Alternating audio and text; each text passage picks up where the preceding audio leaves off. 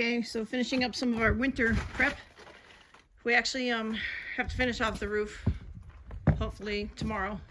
We have the metal being bent down in town to go up in that flashing area underneath where you still see white Tyvek up there. So the flashing will come down. And then we have a couple more pieces of, actually one more piece of green metal for the roof. And that'll go on that side. And Katrina, don't hit me. And on this side, so we had the hot water on-demand system moved over. So that's what those two pipes are right there. And then inside you can see where the foam is. We'll trim that off. So we have the flashing that'll go down there, and then the metal. We'll have to cut that tomorrow. And then we'll get that wrapped up for the season. But so we wanted to get the snow off today and let it finish melting because it's going to be, I think, like 40 today or something like that. It is kind of sunny. Sun's trying anyway. It was sunny earlier. I was hot. Yeah. So Katrina's finishing that off, and hopefully tomorrow the roof will finally freaking be done. And we'll get that buttoned up for winter. So we had talked the other day that we're finishing up our box for the wall to insulate it. So this is our bathroom right here on this corner. So we finished our box. It's insulated on the inside. It's mounted onto the wall. It comes all the way down to where the shower is. And then directly under that is the potty. And then over a little further is where the vanity is. And then about 10 inches in from where this outlet is where the water actually comes up and into the house. So this was a precautionary thing that we did. Take care of that. So that's done. And then tomorrow, the other thing that's happening inside the house is where you saw that, where that outlet was and the water comes up, we're actually cutting a hole into the floor through the bathroom floor to make a hatch so that we can access down in there and plug a heat tape in if we need it. And then that also controls the water line that comes back to the generator shed, which is over here, which is where we have that little washer in there. So that line runs underneath the boardwalk here. So we're going to put in a shutoff valve so that we can shut off the water to the generator shed, because our little washer that we have, we actually just use buckets of water to do it. And then we did order a propane dryer too. So we don't have to freeze our clothes. Yeah, we won't be freezing our clothes. So that'll go in the generator shed here too. Kind of on this corner here. See where the power runs in, and then all the propane tanks. So we're actually going to run our dryer off of propane tanks, and that'll make it much easier than trying to tie into the actual propane line, because that would be a whole nother mess to run that thing to get something over here. So we have all these propane cans that people have been donating to us, basically. Several came from Uncle Ross. I think one was from Keena. We brought several with us from Pennsylvania because we used to use those to heat the garage when we had the bakery in the garage. So, and here's our wood stove still sitting here. This is the extra one that eventually is going to go in the sauna we build next year, hopefully. All right, so anyway, our 7 inches of snow is about melting. Katrina's about done up there, and I got stuff to do. So, gotta run. Say bye, Katrina. Bye, Katrina. Hi, everybody. It's Katrina. Welcome to the homestead.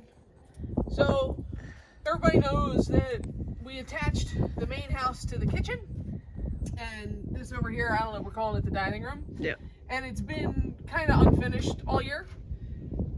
We worked yesterday on the roof.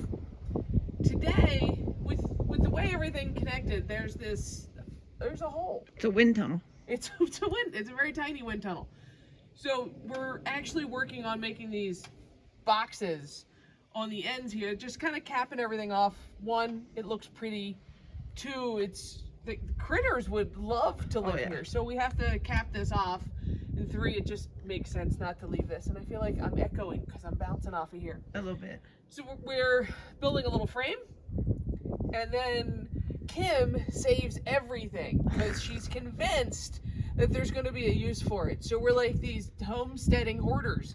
But I can't say anything about her because we're actually using the pieces from taking the houses apart to join them together. We're actually taking those now and using the siding here, so it's actually going to match. Right, so it's boxed out. I'm gonna take a walk over here and show you what we did on the other side.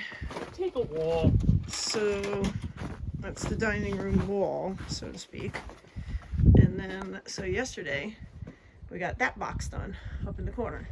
So all it needs is a little bit of stain on this one area, and it's got a wonky cut because there's a 2x4 in behind that. That kind of messed things up. But the flashing up top there, we got on yesterday, so it closes it all off. And I'll actually get up on the roof at some point today when we're wrapping up, and I'll show you what we did yesterday. So you see where Katrina is there. And then I'm gonna try to zoom here for a second. And you'll Don't zoom see, in on me, my hair's horrible. you see the flashing in there also. See, my finger.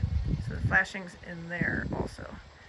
And then like Katrina said, we save everything. So I'm gonna come around here and show you, these are all the pieces we saved from different projects and ends and bits and things like this. So these pieces actually match the house very well.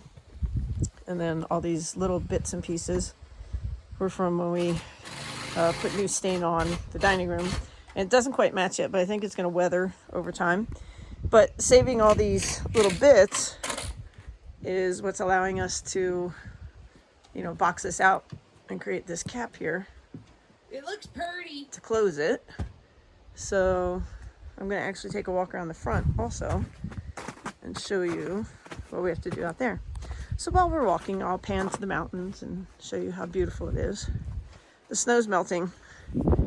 Got 7 inches last weekend. You can see out in the valley there, the big mountains. That one's over to the left. That's 12,000 feet over there. And then the Pintlers are over here. So they're capped a little bit.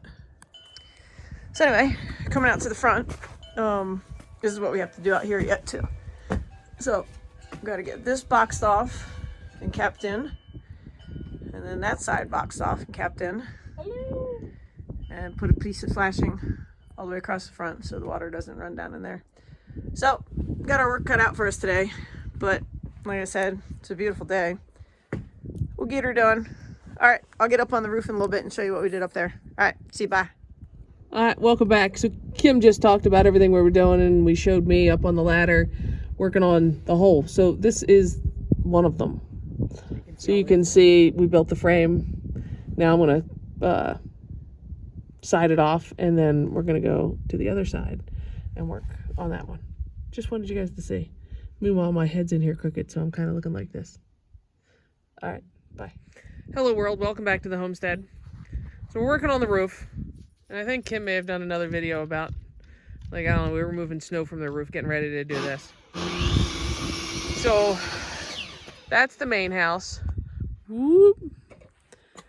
That's the kitchen. This was space, which we closed in last year but never finished. So we put the roof on, and then we had these weird angles right here, which was open from each roof. So we boxed that in, had some flashing cut, thank you Tony. Butted everything up, but then the ends were open. So the next video is going to show you the ends. When the roof was put on, the original roof, when the house was built, it was done so this ends here, right? Well, now that worked because of the pitch. Right. So it goes off. But they did it here too when we did this. When the water ran off, it kind of runs right down the side of the house, which we didn't really want. So if you look close, you can see we extended the roof line a bit. So we pulled up all the screws, cut a piece of metal. I actually learned, Tony showed us how to cut metal with my circular saw. Ooh. I got skills. Now it went underneath, re-screwed it down.